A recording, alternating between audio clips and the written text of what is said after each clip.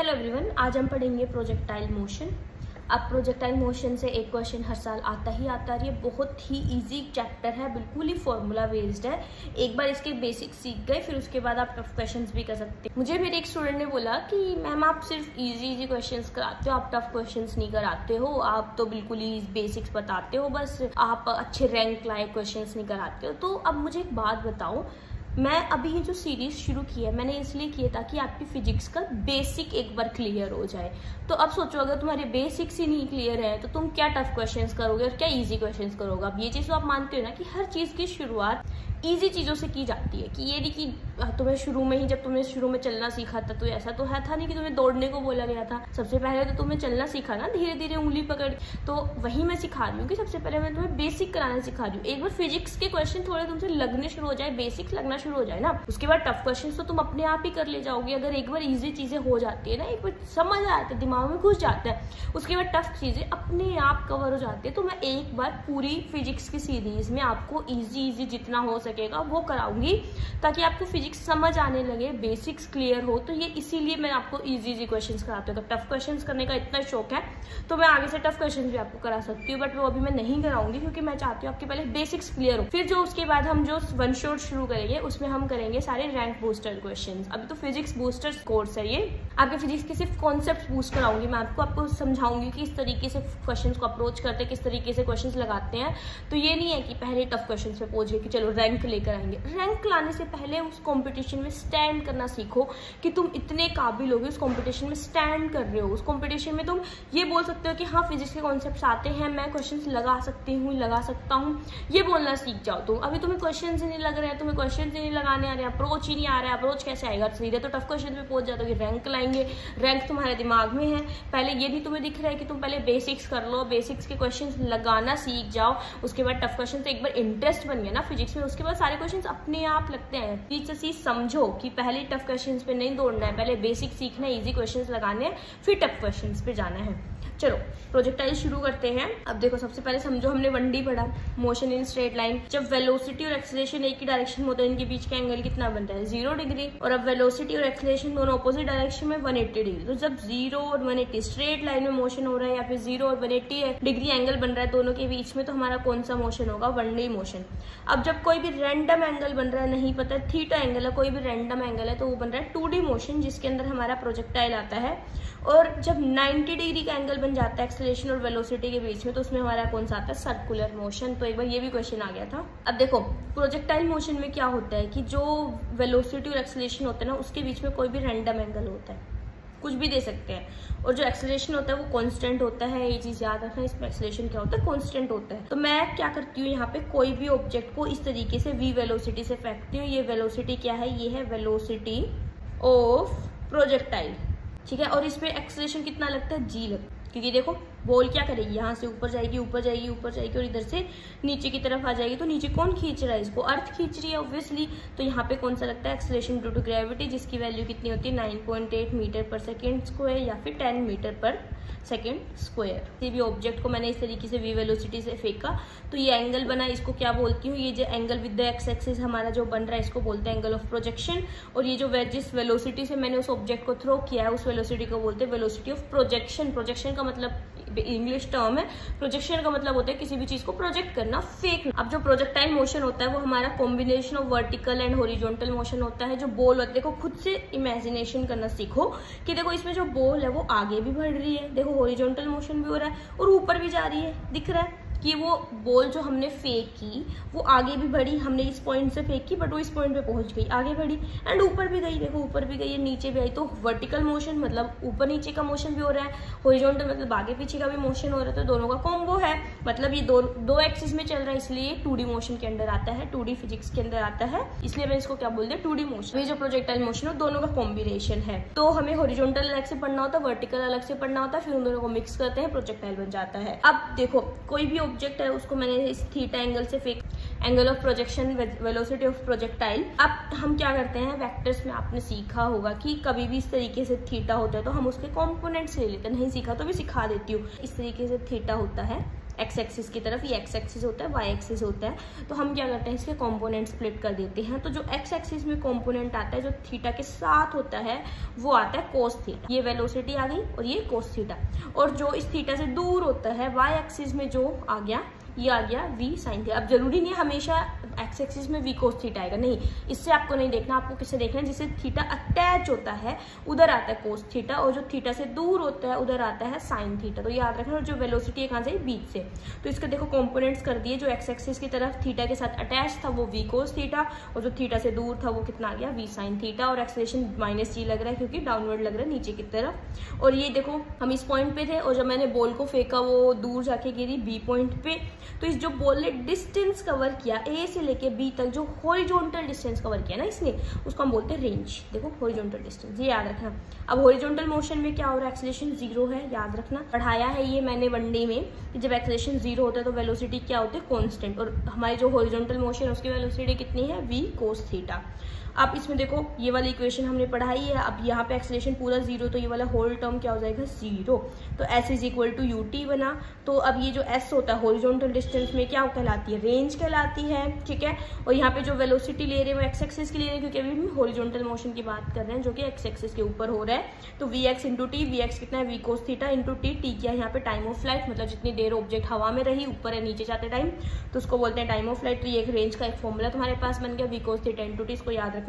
And vertical motion में क्या हो रहा है, यहाँ पे याद रखना एक्सेलरेशन 0 बिल्कुल नहीं है, क्योंकि देखो वर्टिकल मोशन में तो जो हमारा जी है वो नीचे की तरफ लग रहा है, तो हमारा कितना है, माइनस जी है।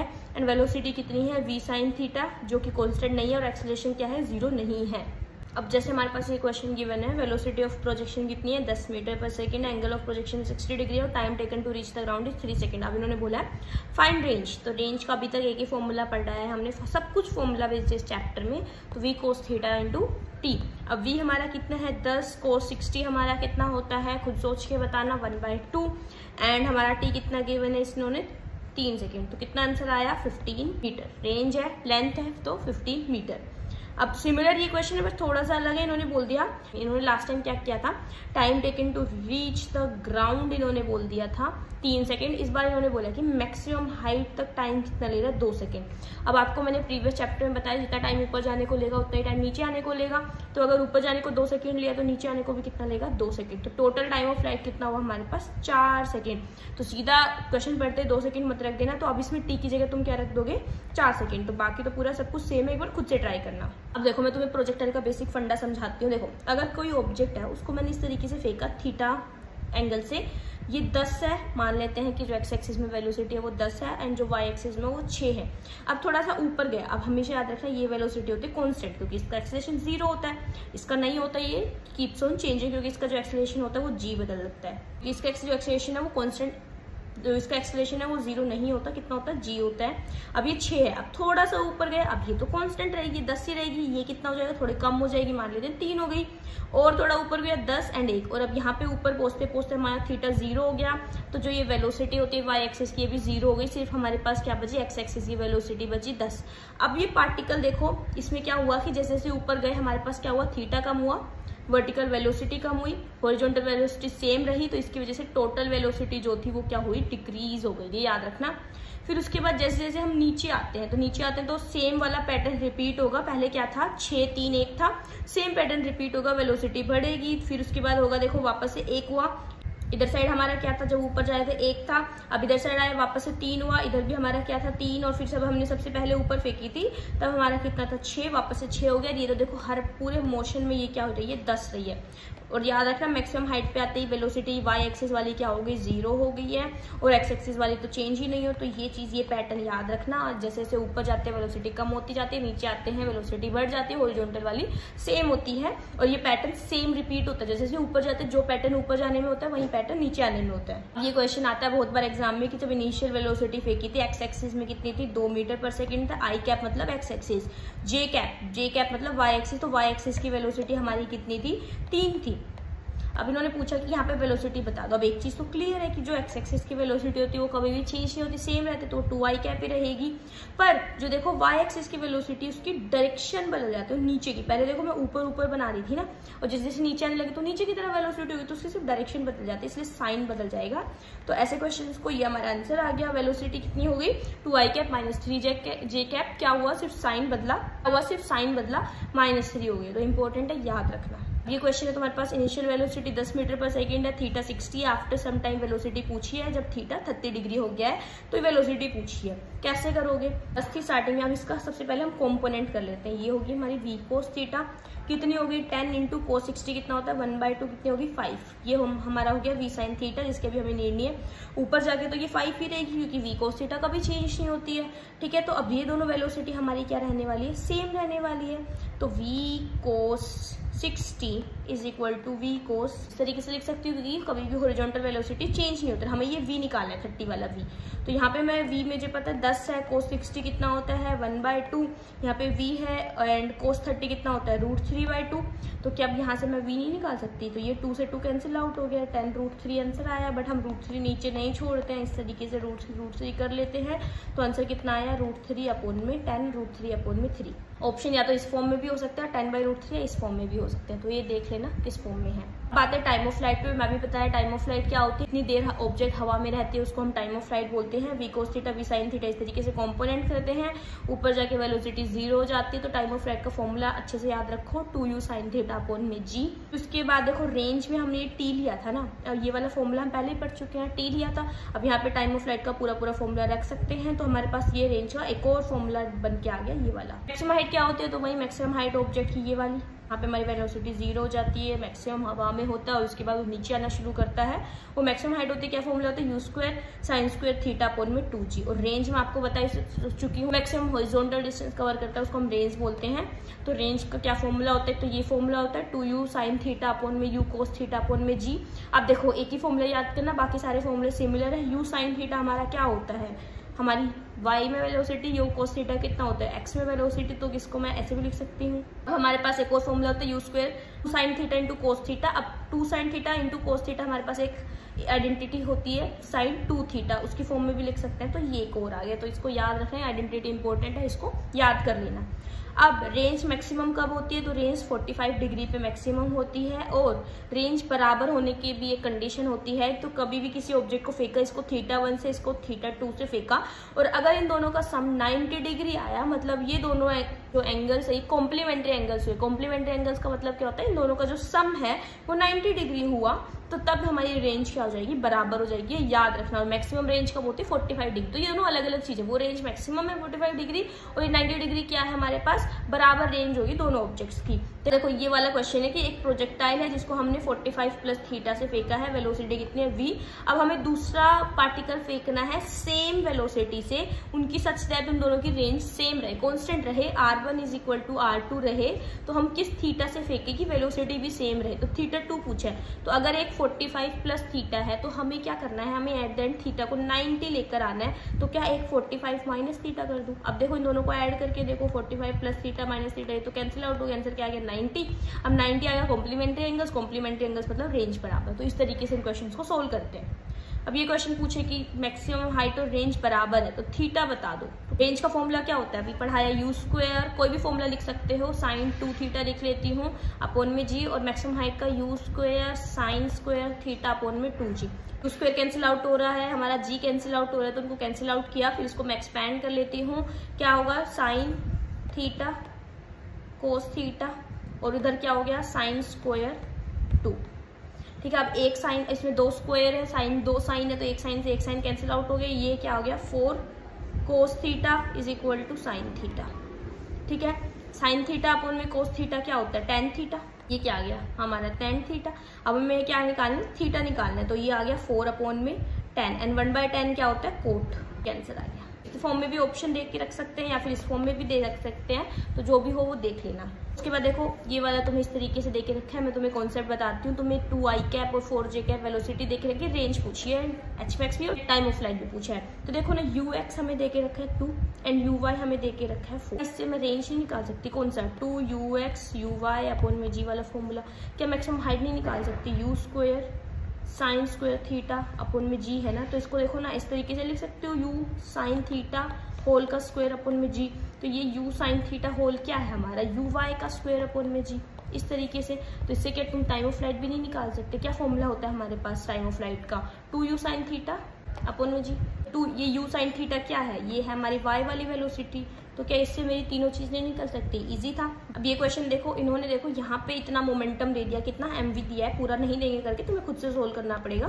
कितना इनिशियल मोमेंटम है 20। अब इन्होंने बोल दिया कि मैक्सिमम हाइट पे फाइनल मोमेंटम निकालो, तो सेम ही तो है बिल्कुल, v आ जाएगा अलग से। क्यों, क्योंकि जो ये v होता है मैक्सिमम हाइट पे क्या बन जाता है, v cos थीटा बन जाता है। तो क्या होगा final, v cos of theta. आ गया आंसर। इस तरीके बस तुम्हें क्या यहाँ पे पता रखना था कि जो मैक्सिमम हाइट होती है उस पर y वाले में 0 जाते, सिर्फ x वाली वेलोसिटी बचती है। ये क्वेश्चन देखो क्या बोला है कि हमें पास क्या करा, हमने सरफेस से अर्थ की सरफेस से एक प्रोजेक्टाइल को फायर किया 5 मीटर पर सेकेंड और एंगल थीटा फ्रॉम हॉरिजॉन्टल, और हमने एक अदर प्लेनेट की सरफेस से हमने एक और प्रोजेक्टाइल प्रोजेक्ट किया कितनी वेलोसिटी से, 3 मीटर पर सेकेंड से। और क्या बोला कि सेम एंगल और आइडेंटिकल ट्रेजेक्ट्री है हमारी। तो उन्होंने बोला है कि एक्सेलरेशन ड्यू टू ग्रेविटी बता दो प्लेनेट पे। अब देखो ट्रेजेक्ट्री सेम है, तो हम रेंज का फॉर्मूला क्या लगाएंगे, u square sine 2 theta upon में g। यहाँ पे तो सब कुछ सेम, इन्होंने सेम थीटा से प्रोजेक्ट किया है, ट्रेजेक्ट्री सेम है, रेंज बराबर होगी क्योंकि पाथ तो सेम ही फॉलो किया है। तो क्या मैं लिख सकती हूँ कि जो g है वो डायरेक्टली प्रोपोर्शनल टू u है, तो g of planet is directly proportional to u of planet, उसका स्क्वायर। तो g कितना है प्लेनेट का, हमें वो निकालना है। अर्थ का कितना होता है 10 रख देती हूँ, 9.8 भी रख सकते हो। प्लेनेट का इन्होंने जो u दिया वो कितना हुआ, 9 हो गया, 3 था और ये 25 हो गया। तो क्या अब ये सोल्व नहीं हो सकता, ये उधर आ जाएगा 10। तो क्या आप इसको सोल्व करके बता नहीं सकते, इजी था। सिर्फ रेंज का देखना था और क्वेश्चन को ध्यान से पढ़ना था। बड़ा क्वेश्चन है, देख के बच्चे वैसे डर जाते क्या क्वेश्चन है, बट जब पढ़ोगे तो सब इजी लगेगा। सेम क्वेश्चन अभी कराया मैंने, ये जो 3 होगा ये क्या होगा, माइनस हो जाएगा क्योंकि जो वेलोसिटी होती है वो नीचे आके माइनस पे हो जाती है। तो हमारा आंसर कितना आएगा, बी वाला ऑप्शन। ये वाला क्वेश्चन अभी गया, रेंज और इसको हाइट को बराबर रख देना है तुम्हें, फिर बाकी इसको सोल्व कर देना। अभी किया जस्ट हमने इसको। फिर इस वाले क्वेश्चन में देखो रेंज पूछी है, उसमें मैक्सिमम रेंज में उन्होंने फायर किया, तो ये वाला फॉर्मूला लगा के कर देना। एंगल कितना है 45 डिग्री, तो क्या हो जाएगा u स्क्वायर अपॉन में g, क्योंकि साइन 90 कितना होता है 1 होता है। u स्क्वायर कितना दे के रखा है इन्होंने 20 इंटू 20 अपॉन में g कितना है 10। आंसर आएगा, बिल्कुल आएगा। ये वाला क्वेश्चन देखो, एक ऑब्जेक्ट है जिसको हमने क्या करा 45 डिग्री पे फेंका है v वेलोसिटी के साथ, और इन्होंने क्या बोला कि वो ऑब्जेक्ट ग्राउंड पे लैंड करता है और बोलता है कि चेंज इन मोमेंटम बता दो। अब ये थोड़ा मैं समझा देती हूँ। देखो चेंज इन मोमेंटम कितना होता है, वो होता है p final minus p initial. अब इसमें देखो हम क्या करेंगे, पहले x का मोमेंटम चेंज निकालेंगे, फिर y का निकालेंगे। अब देखो x में तो वेलोसिटी चेंज नहीं होती, डायरेक्शन भी नहीं बदलती, v cos थीटा था, यहाँ भी v cos थीटा था। तो v फाइनल कितना हुआ हमारे पास, v cos theta same direction में, इनिशियल कितना हुआ v cos थीटा, दोनों को माइनस करेंगे, आंसर 0 आ गया x में। y का देखो, y में पहले कितना था ऊपर की तरफ v साइन थीटा, और फिर x में कितना आया v साइन थीटा नीचे की तरफ, तो v साइन थीटा माइनस, और ये भी माइनस में गया तो माइनस v साइन थीटा, और m तो है ही कॉमन, आया 2mv साइन ऑफ थीटा। तो अब इसमें वैल्यूज पुट करो, आंसर आ जाएगा। ये वाला क्वेश्चन देखो, कॉम्प्लीमेंट्री एंगल से रेंज का रेशियो पूछा है, बराबर होगी क्योंकि कॉम्प्लीमेंट्री एंगल है r1 is equal to r2। Complementary angles again अब इन्होंने रेंज का पूछा है, तो इसमें क्या होगी, रेंज बराबर होगी। तो देखो रेंज मतलब कितने क्वेश्चंस हैं जो कि रेंज के ऊपर आ रहे हैं, सेम कॉम्प्लीमेंट्री एंगल्स है। ये मैक्सिमम रेंज का पूछ लिया, u स्क्वायर अपॉन में g लगा देना, फिर से कॉम्प्लीमेंट्री एंगल्स दे दिया 1:1। देखो ये क्वेश्चन देखो, अब ये थोड़ा मैं समझाती हूँ आपको। x कोऑर्डिनेट इतना है, y तुम्हारा इतना है, इन्होंने बोला एक्सेलरेशन निकालो t इक्वल टू 2 सेकेंड।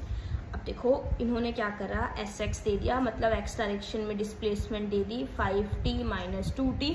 अब अलग अलग निकालना, x एक्सिस के अलग से निकालना, y एक्सिस के अलग से निकालना। अब यहाँ पे हम इससे क्या करेंगे, डिफरेंशिएशन करके वेलोसिटी निकाल सकते हैं। मैंने आपको बताया है, ये चीज़ तो हमने पढ़ी है। देखो इसका मैंने क्या करा, डिफरेंशिएशन कर लिया, दोबारा नहीं बताऊंगी, जाकर वहीं देख कर आओ, मैंने सिखाया हुआ है तुम्हें। डिफरेंशिएशन करते हैं जब डिस्प्लेसमेंट का तो वेलोसिटी आती है, बट इन्होंने एक्सेलरेशन पूछा है, तो अब एक्सेलरेशन इसका डिफरेंशिएशन किया तो मेरा आंसर कितना आ गया, आंसर -4 आ गया। सिमिलर अगर मैं y एक्सिस का करूँ इधर, तो y एक्सिस की मेरी क्या है 10t है, ठीक है। ये कितनी है, एक्स वाई है। अब इसका मैं अगर मैं वेलोसिटी निकालूँ तो 10 आ गई, और अगर एक्सेलरेशन निकालूँ तो कितना आ गया, 0 आ गया। डिफ्रेंशिएशन किया तो आंसर कितना आ गया मेरा, -4। अब ये क्वेश्चन देखो, कोई पार्टिकल है 0 0 पे, थोड़ी देर बाद √3 पे पहुंच गया। आप बोल रहे हैं कि कितना एंगल एक्स एक्सिस के साथ वो बनाएगा। तो हमें देखो tan थीटा कितना होता है, परपेंडिकुलर अपॉन में बेस, तो 3 अपॉन में √3 कर दिया मैंने, तो क्या आंसर आया, √3 आ गया। तो कितना होता है, tan √3 कितना होता है, 60 डिग्री होता है, सीधा सीधा। बहुत ईजी क्वेश्चन था। इंपॉर्टेंट कभी भी आ सकता है। कोई पार्टिकल है, कॉन्स्टेंट एक्सेलरेशन से चल रहा है, इनिशियल वेलोसिटी डिफरेंट डायरेक्शन के साथ है, तो पाथ ऑफ द पार्टिकल हमेशा पैराबोला होता है। ऐसे क्वेश्चन का आंसर पैराबोला होता है, तो ये याद रखना। तो ये हमारा पूरा चैप्टर आप देख रहे हो, सिर्फ फॉर्मूला बेस है, 3 ही फॉर्मूले हैं हमारे। किस किस का मैक्सिमम हाइट पढ़ लो, रेंज पढ़ लो, टाइम ऑफ हाइट पढ़ लो, उनके ऊपर ही क्वेश्चंस घुमाते रहते हैं और उन्हीं को करते रहते हैं। तो PYQ और जो क्वेश्चंस मैंने कराए हैं उनकी अच्छे से प्रैक्टिस कर लो, सब हो जाएगा। DPP है, खुद से ट्राई करना सोल्व करने का, 5 ही क्वेश्चन है। स्क्रीनशॉट ले लो, सॉल्यूशंस जो होंगे वो अपलोड कर दूंगी ड्राइव पे। मैंने आपको लिंक देके रखा है, तो उस लिंक को आप जाके एक्सेस कर सकते हो इजीली। तो इसको देखो, सॉल्यूशंस मैं कल अपलोड कर दूंगी, बट उससे पहले खुद से ट्राई करने की कोशिश करना। बहुत इजी है, इंपॉर्टेंट भी है, और एक क्वेश्चन आप आराम से निकाल लोगे अगर इसको अच्छे से पढ़ लेते हो तो।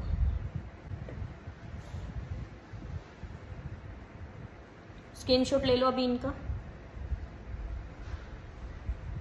अब बाकी कोई भी डाउट हो तो आप वो मुझे कमेंट सेक्शन में बता सकते हैं।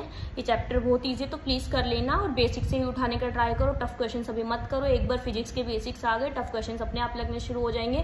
तो ये तो बिल्कुल दिमाग से निकाल दो कि हम टफ क्वेश्चन नहीं कर रहे हैं, हमारा सिलेक्शन नहीं होगा, ये वो, ऐसा कुछ नहीं होता है। एक बार बेसिक सीख जाओ, उसके बाद टफ क्वेश्चन खुद से भी कर सकते हो। तुम्हें टीचर्स की नीड नहीं होगी, क्वेश्चन का अप्रोच सीख जाओ, किस तरीके से कौन सा क्वेश्चन सोल्व करोगे, उसके बाद ईजिली तुम्हारी चीजें होने लग जाएंगी। तो अभी के लिए इतना ही करो, बाकी कोई डाउट हो तो मुझे कमेंट सेक्शन में बता सकते हो। Thank you.